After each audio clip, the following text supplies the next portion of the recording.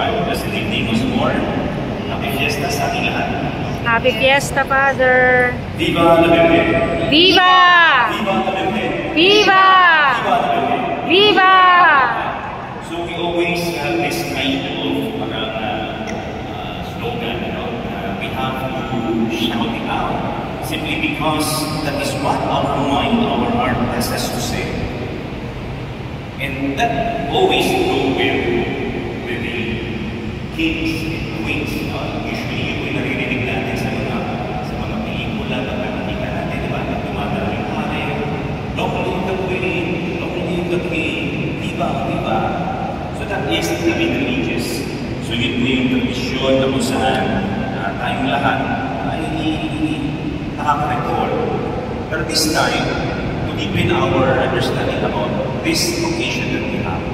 The occasion is about the 400 years of our devotion to the Blessed Virgin. Of course, for some of you who know, mga Vincentians po, ang existence po ng congregation is 400 years ago. No? And through the community of the Vincentians, we're in the Lotus of Charity, isang novice sister, doon po ipinakilala ni Mama Mary yung kanyang sarili. And there in 1830, the medal was instructed by herself to be minted. At yung makikita natin sa image ni Mama Mary na yung third operation niya.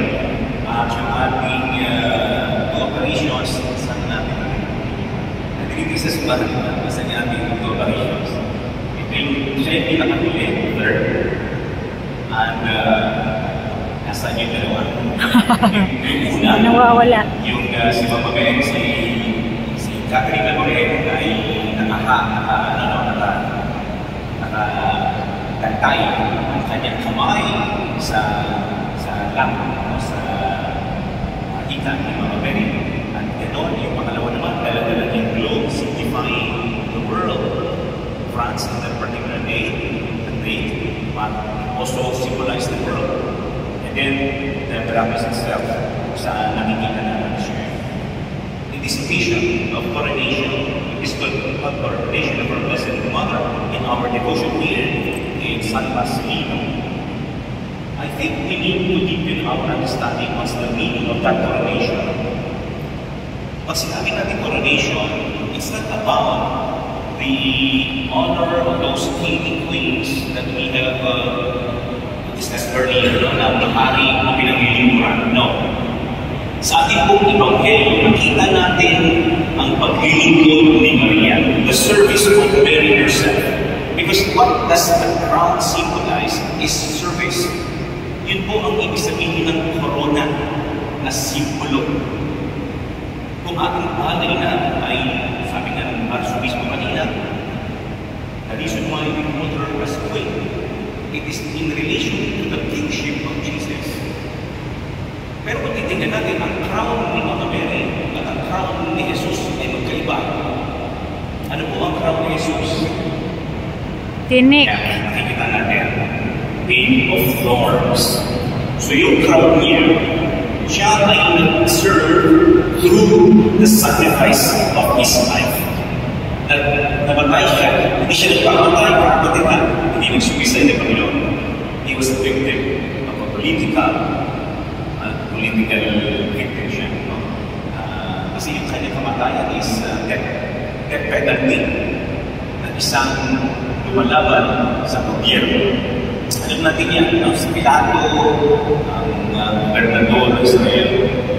And there, Jesus was called the King of the Jews. Yun yung nilagay ni Pontius Pilate sa dulo-dulo. Yung Henry. Yung ano ba yung ibig sabihin ng Henry? Ilocos Norte, medyo naman. Pero ang Henry, kasi wala silang J, no? Jesus, Nazarenos Rex, Iulo, mga Hudyo. Jesus na Nazaret, hari ng mga Hudyo, upang tuling para kinukid siya ni Pilato at mga Hudyo.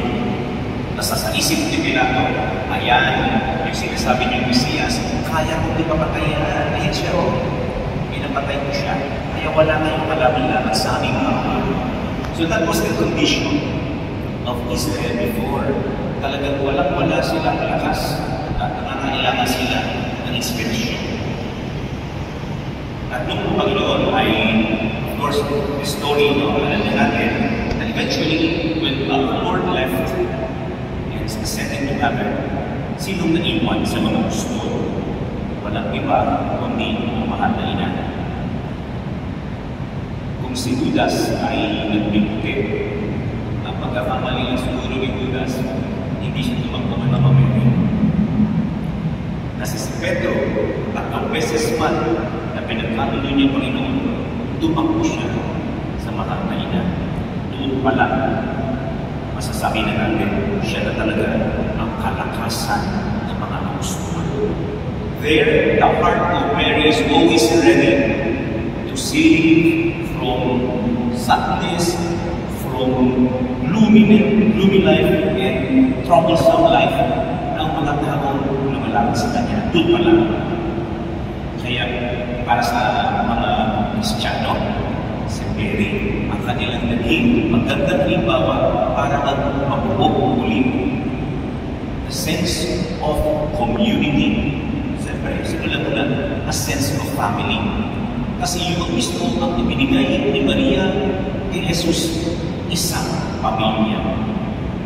Hindi magiging ganap ang pagliligtas ni Jesus kung wala ang ina. Ako, yung lagi natin ina-attribute sa kanya. Kaya naman, dito sa ating Ebanghelyo, napakaganda mga kapatid, sakto-sakto yung ating gospel for the Queenship of Mary, for the crowning of her. Because the wedding at Cana is a symbol of uniting man and woman into one in the spirit of God's love. Sa kasal, doon naging ginang ang pagmamahal ng Diyos sapagkat sa spirito ng dalawang tao ay nagiging isa sa kanyang pagmamahal. No? At doon yung dangal ng isang pamilya. Alam na alam yun ng mga nina, Mother Mary, you not very much.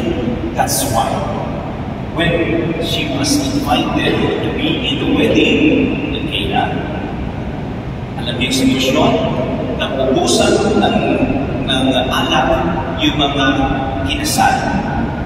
Sa kulturang Hudyo, kapag ang bagong kasal ay nawalan ng alak, nakakahiya mo yun. It means, hindi nyo pinaghandaan ang inyong kasal. Lalo-lalo na sa lalaki, ibig sabihin, hindi mo mahal agad ang asawa ko sapagkat hindi mo in-anticipate na ang pagkain, lalo-lalo ng alak, symbolism of celebration of your wedding. Pag kinapos ka ng alak, nakakahiya ka. And Mother Mary knows that.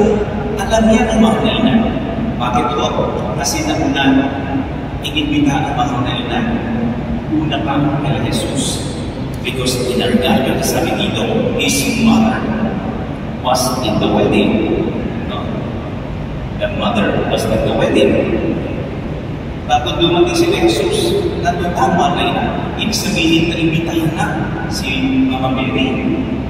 May posibilidad na siya po ay kaibigan ng kinasal. Kung sa amin ng Eastern people, no? Southeast tayo. So, Middle East naman sila. So, sa yung ating kultura na meron tayo mga Nino-Atina, no? Ganun din ang relation natin sa Jewish tradition. They need somebody to, parang yung, naalala nyo yung the 10 virgins na may dala-dalang lang na sila yung 10 virgins na gagabay mo sa kakasal, sa bride, sa bridegroom. Yung gano'n. So yung si Mama Mary ay isa doon sa kaibigan ng couple. Kaya nandun na siya sa bahay bago magdating ng Panginoong Jesus. Kaya dumating ng Panginoong Jesus, ang sabi ng Mama Mary, sakto, dumating na ako. Mapapahiya itong aking kaibigan na ito na kinakasal. Mapapahiya sila. Importante pa naman ito bilang bagong kasal. Kaya Sabi niya, anak, wala na silang alam. Ngayon, si Jesus, sabi niya, gusto ko, hindi ko mapanapon, sabi ni Jesus. Pero ang maganda nito mga kapatid, sinabi yun ni Jesus simply because He also knew what is His purpose. Hindi talaga siya intended doon sa asal. Si Mama Mary naman na doon, dahil sinabi ni Jesus, hindi pa oras.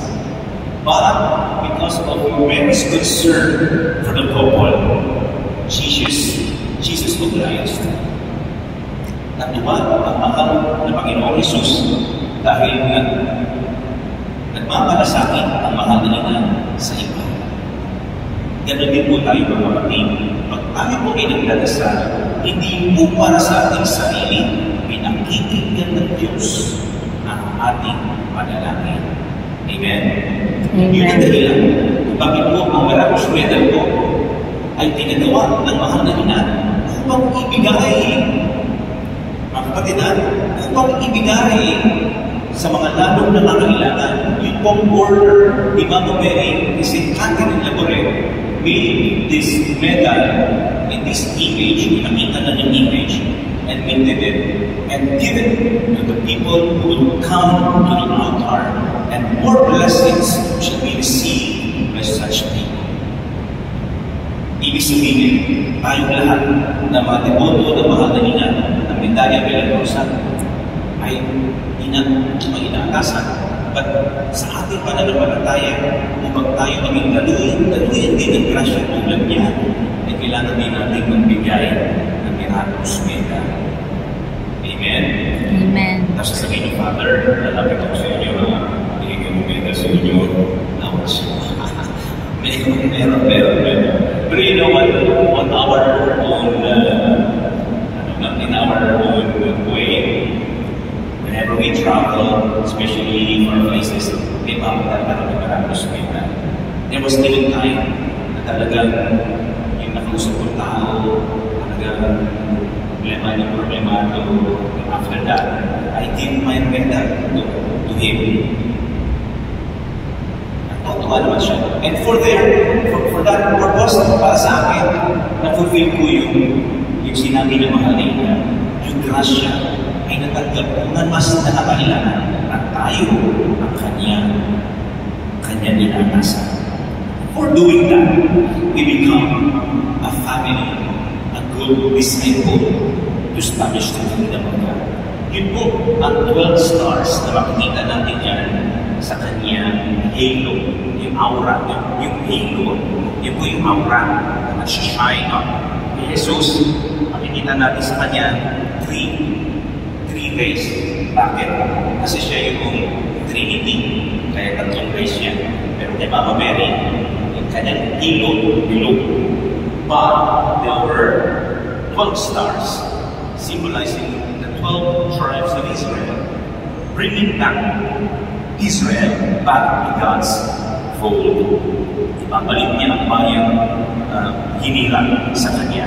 At yun ay nangyayari sapagkat sa pamamagitan ng mahal na ina, ang Panginoong Jesus ay ipinaganak at ang Panginoong Jesus ay nagpalaganap ang kaharian ng Diyos at ay balik niya muli ang ating sampayanan sa Kanya. At yun yung community spirit, yung communitarian spirit na rin. Dito sa wedding Cana, yung mga apostol kasama ni Jesus at si Jesus mismo na doon, pinag-isa niya yung mga bisita ng kinasal, yung mga apostol, si Jesus at siya. Naging buong sila ng komunidad. Yun ang ginawa ng mga talina.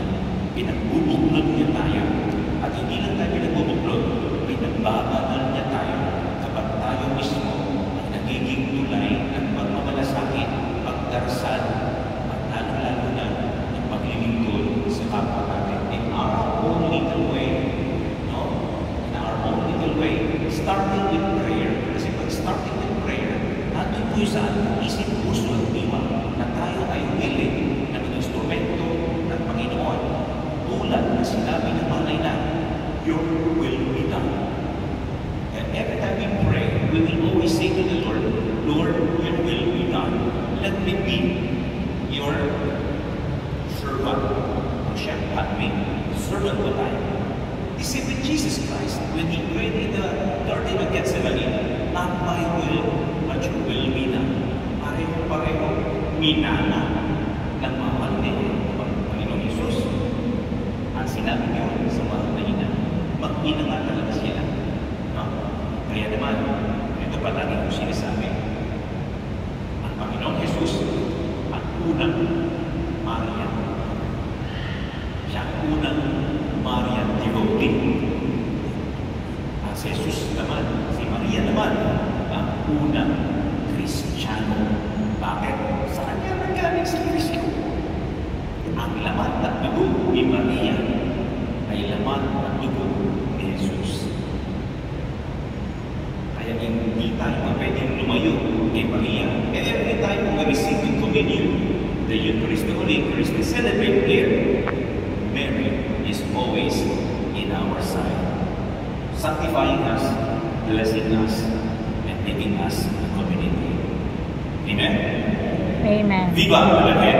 Viva!